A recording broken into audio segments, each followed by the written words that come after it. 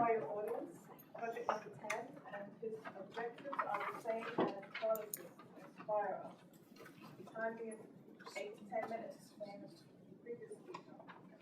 The title of Gaetano's speech is Eloquence, Confidence, and Pizza. Please give a warm welcome to Gaetano.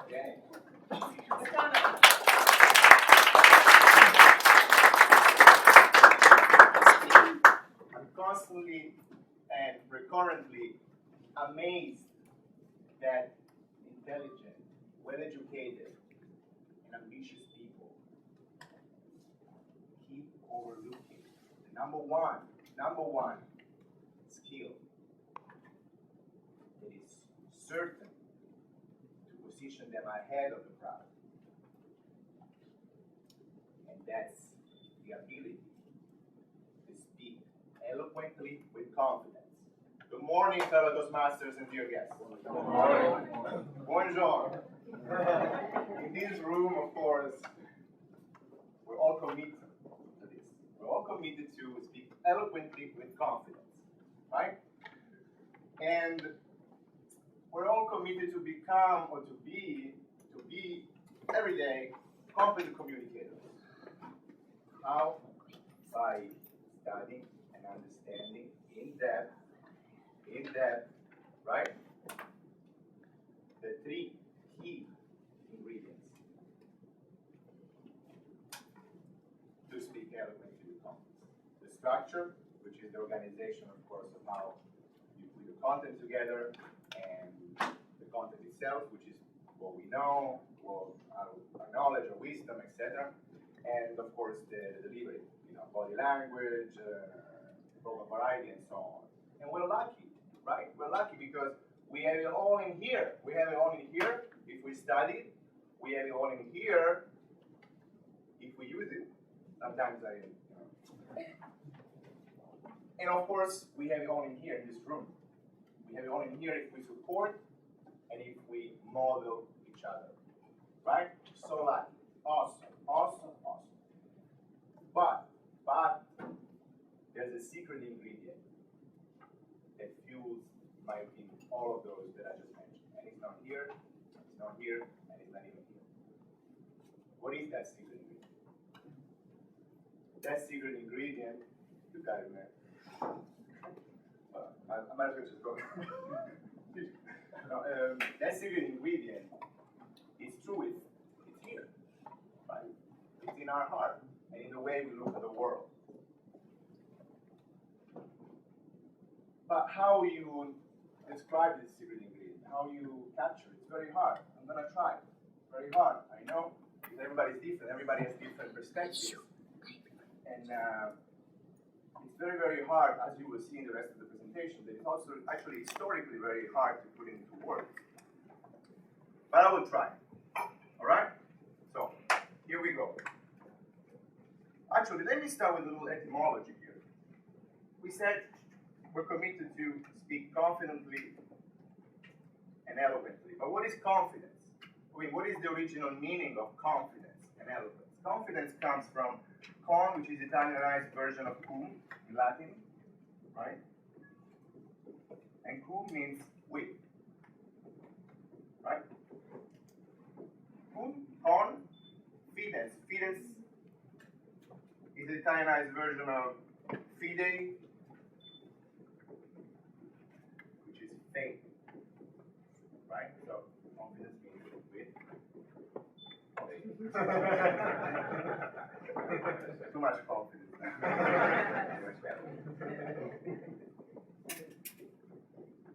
With faith.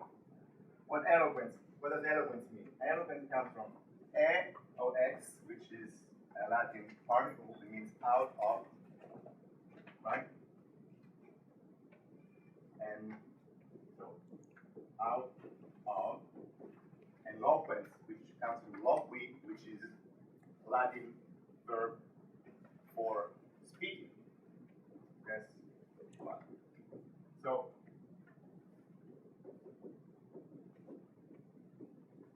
school words really mean everything and nothing, because they really say that you gotta have something to say about it, and you gotta have something actually to say, a value. To be eloquent, you gotta have something of value that comes out of your speaking. Otherwise, you may know the language better than Shakespeare or for English or Dante Alighieri for Italian, but you're not gonna be eloquent. So, again, what is that sound behind faith? What is the sound behind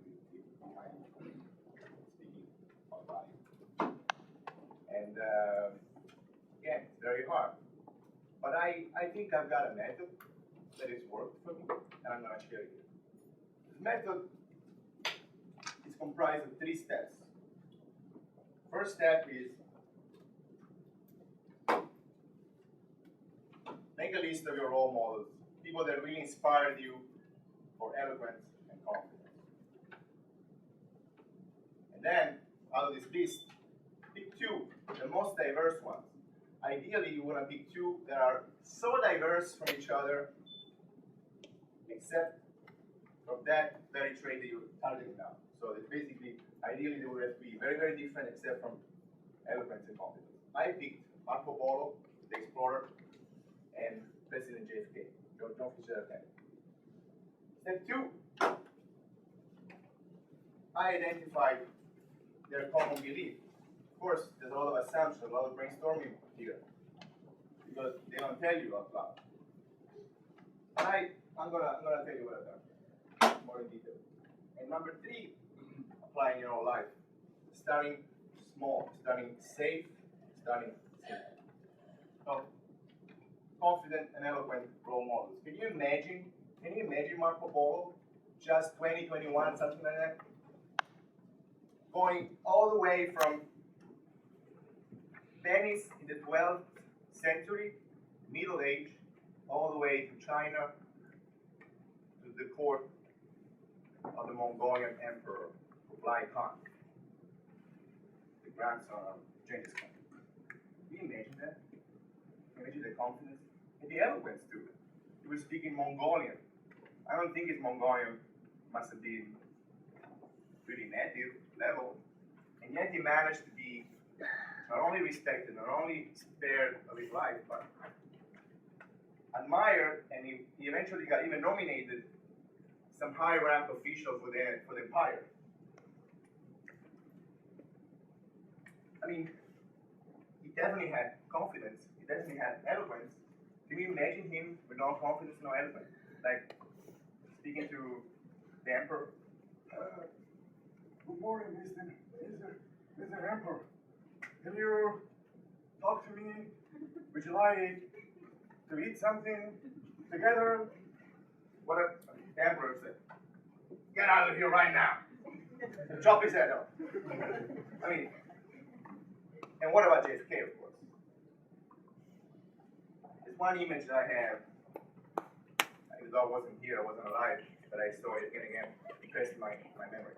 About his speech in 1962, when he was talking about landing a man on the moon. What it would take to say that? I mean, now it sounds kind of normal, but it didn't sound like something safe to say back then. Not certain at all.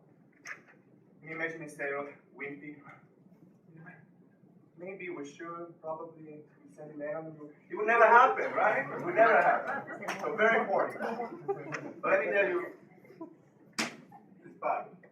Applying your own life, start small, start safe. I want to share a story here.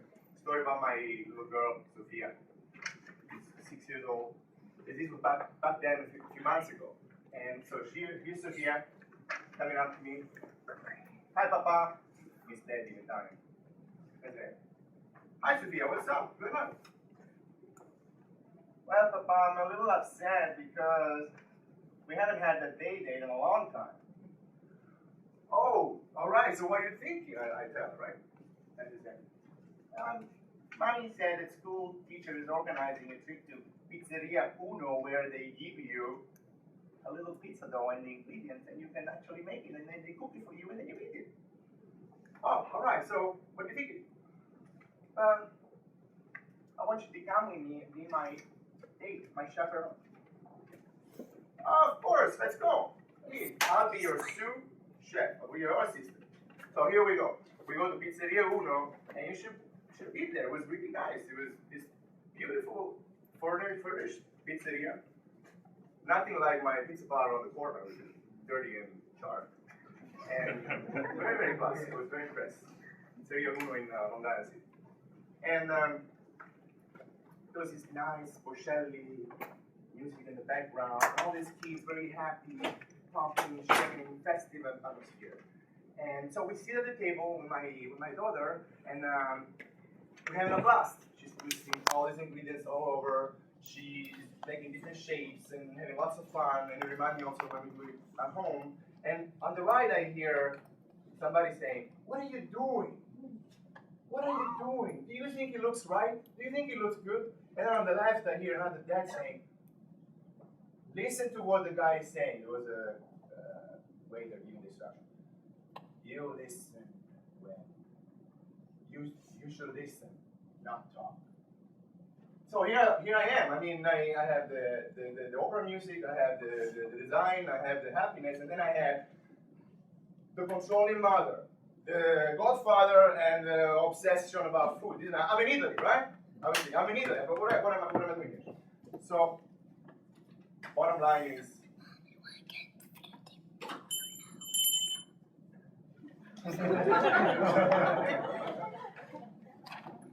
well, we want to be like that girl that was hanging a ball, right?